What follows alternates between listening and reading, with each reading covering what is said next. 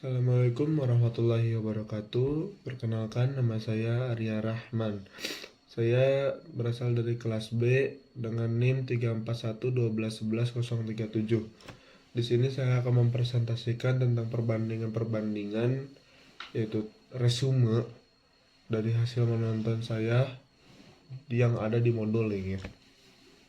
Di sini ada tugas untuk melakukan perbandingan antar teknologi komputer. Lalu sebelum masuk ke dalam perbandingan, kita ketahui dulu apa itu teknologi. Pengertian dari teknologi adalah berbagai keperluan serta sarana berbentuk aneka macam peralatan atau sistem yang berfungsi untuk memberikan kenyamanan serta kemudahan bagi manusia. Teknologi itu berasal dari kata teknologia yang itu dari bahasa Yunani ya, yang berarti keahlian, dan dilanjut dengan dari kata logia yang berarti artinya pengetahuan. Pada awalnya makna teknologi terbatas pada benda yang berwujud seperti peralatan-peralatan atau mesin. Seiring berjalannya waktu, makna teknologi mengalami perluasan. Ia tidak terbatas pada benda berwujud, melainkan juga benda tak berwujud, baik itu perangkat lunak seperti yang kita ketahui sekarang banyak software dalam informatika sendiri, banyak membuat program, itu salah satu bentuk teknologi juga. Sebelum kita melakukan perbandingannya juga, kita lanjut ke pengertiannya dulu dari apa yang akan kita perbandingan. Di sini udah diketahui, di sini ada menu prosesor, ada VGA dan juga storage. Pertama kita ketahui dulu apa itu prosesor. Yang pertama, prosesor adalah komponen utama atau otak dari suatu perangkat. Oleh karena itu, keberadaan dari prosesor ini sangat penting. Jadi, untuk menjalankan sebuah perangkat, seperti manusia, ada sebuah otak yang akan menjalankan tubuh manusia itu sendiri. Nah, dalam sebuah perangkat teknologi ada yang dinamakannya prosesor, itu otak dari perangkat itu sendiri. Lalu yang kedua ada VGA.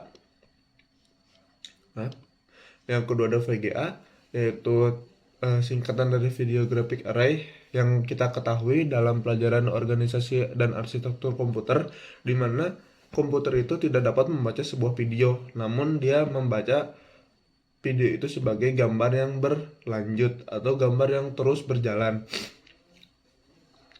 VGA ini adalah hardware yang berperan dalam pemrosesan informasi grafis. Jadi tentang grafis-grafis yang ada dalam sebuah laptop, komputer, itu interface-nya itu dilakukan oleh VGA.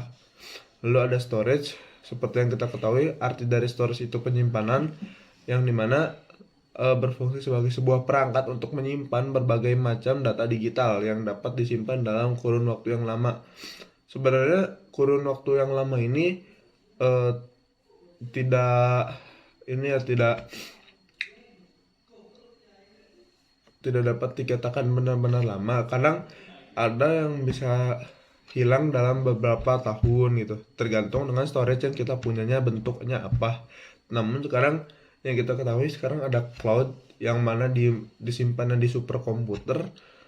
Nah, di cloud itu biasanya itu bisa menyimpan data dengan waktu yang lama, dan atau bisa dikatakan tidak akan pernah hilang selama superkomputer tersebut masih ada dan tersedia. Nah, setelah itu langsung aja masuk ke perbandingan yang ada di prosesor. Di sini saya menggunakan perbandingan antara Intel dan AMD, di mana Intel dan AMD ini tuh merupakan dua merek dari prosesor yang banyak digemari atau banyak digunakan oleh masyarakat, terutama di Indonesia. Dari Intel sendiri saya mengambil Intel Core i9. Lalu dari AMD saya mengambil AMD Ryzen 9. Nah, di sini terlihat dari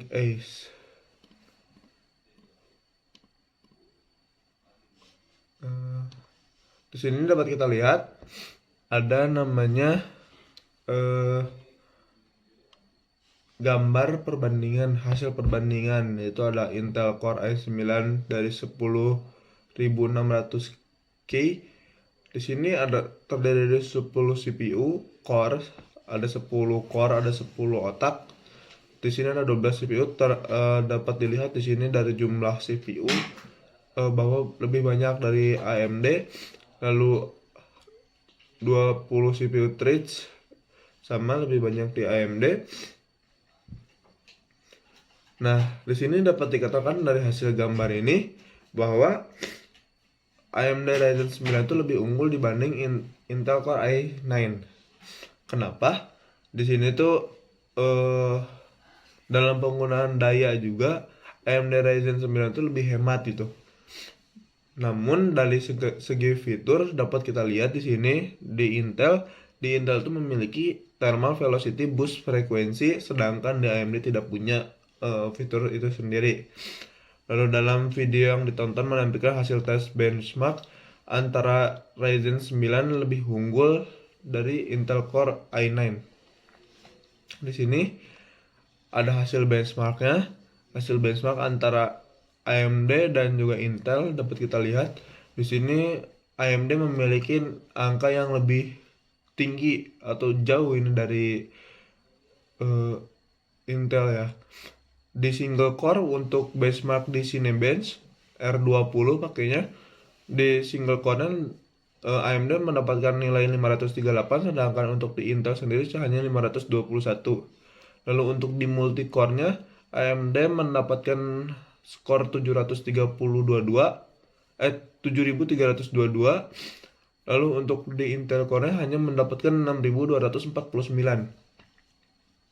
Lalu di sini ada benchmark dalam penggunaan grafis di Grand Theft Auto atau GTA 5. Di sini AMD Ryzen mendapatkan 147 FPS, di mainnya sama-sama di 1080 dan di 1440. Di AMD yang di 1080 tadi seperti yang sudah dikatakan mendapatkan 147,32 FPS, sedangkan di Intel Core itu lebih tinggi. Intel mendapatkan nilai lebih tinggi untuk main di 1080 GTA-nya ya, yaitu mendapatkan 151,44 FPS. Lalu sedangkan untuk main di 1440-nya AMD Ryzen mendapatkan nilai yang lebih tinggi yaitu 112 FPS, sedangkan untuk di Intel 109,41 FPS. Ini ada sedikit perkataan, belajarlah rendahkan hatimu serendah-rendahnya hingga tidak ada seorang pun yang bisa merendahkanmu. Ini sebuah kata-kata yang dapat kita gunakan agar kita tidak menjadi sombong. Lalu di sini lanjut ke VGA. VGA yang kita bandingkan yaitu ada Nvidia GeForce GTX 1080 dibandingkan dengan AMD Radeon MX 480. Seperti yang kita tahu tadi, VGA itu berarti Video Graphic Array. Di sini langsung kita cari perbandingannya dari info umum. Yang pertama ada TDP. TDP itu apa? TDP itu Thermal Design Power. Di sini Thermal Design Power-nya perlu diingat,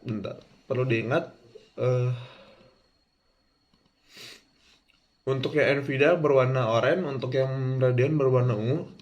Lalu di sini TDP Thermal Design Power-nya jelas untuk Radeon lebih kecil, sedang itu lebih bagus, thermalnya lebih kecil, lebih tidak cepat panas.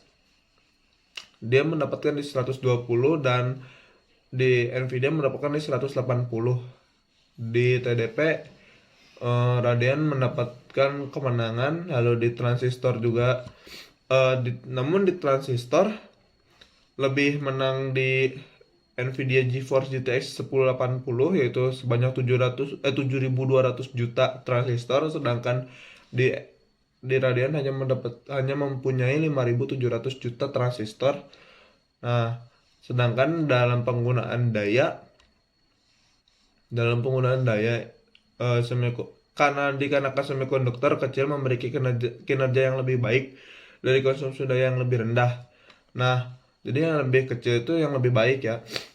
Di sini untuk Radeon memiliki 14 dan Nvidia memiliki 16. Oleh karena itu yang lebih kecil di Radeon, maka Radeon memiliki kemenangan pada penggunaan daya. Lalu selanjutnya ada di kinerja. Di kinerja GPU milik Nvidia GeForce GTX 1080 lebih tinggi, yaitu mendapatkan nilai 1607 MHz, sedangkan untuk Radeon hanya 1120 MHz. Lalu untuk the floating point atau kinerja titik apungnya, Nvidia juga menang lagi, mendapatkan di 8,23 dan Radeon hanya di 5,16.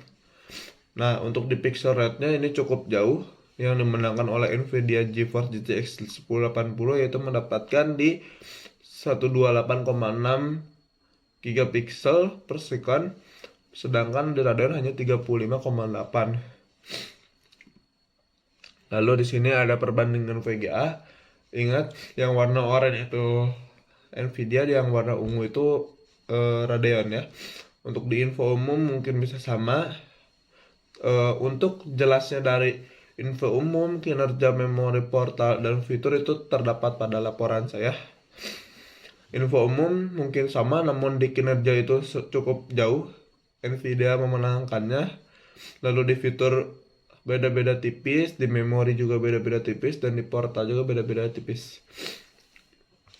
Sekarang bisa kita lanjut ke storage. Di storage ini kita akan membandingkan antara HDD, SSD, dan Intel Optane yang kita sedang menjadi pembicaraan, yaitu Intel Optane, yang dimana harga dari Intel Optane ini tuh harganya jauh gitu, sangat mahal. Cuman sekarang sedang menjadi pembicaraan karena Intel Optane memiliki kinerja yang lebih bagus dan jauh dibanding yang lainnya. Di sini ada pengertian di mana harddisk mempunyai ukuran dari 3,5 inch dan 2,5 inch, yang pada gambar adalah ini gambar ada pada laporan. Harddisk bentuk 2,5 inch. Harddisk mempunyai kecepatan dari 5.400 rpm dan 7.200 rpm. Namun karena harddisk itu bentuknya kipas, jadi membutuhkan pembacaan itu lama gitu, tidak secepat dengan SSD yang dimana dia tuh bisa langsung mencari datanya di tempat yang diinginkan, tidak harus membaca semuanya dari awal. Nah, kelemahan dari HDD juga yaitu mudah panas dan apabila sering terjadi goncangan itu akan korup gitu datanya. Nah, untuk SSD adalah storage yang mempunyai kecepatan lebih unggul dari HDD, bahkan jenis SSD pun lebih banyak. Cuman sekarang yang lebih cepat tuh biasanya di NVMe, di M.2 tuh suka lebih lambat dan lainnya, tetapi dalam segi harga SSD memang lebih mahal.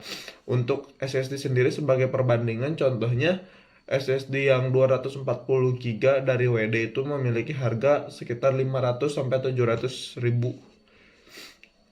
Sekarang di sini ada perbandingan antara HDD dengan Intel Optane. Seperti yang kita ketahui, Intel Optane itu adalah data atau alat yang dimasukkan ke dalam HDD di mana agar menjembatani HDD dengan pembacaan atau dengan prosesor.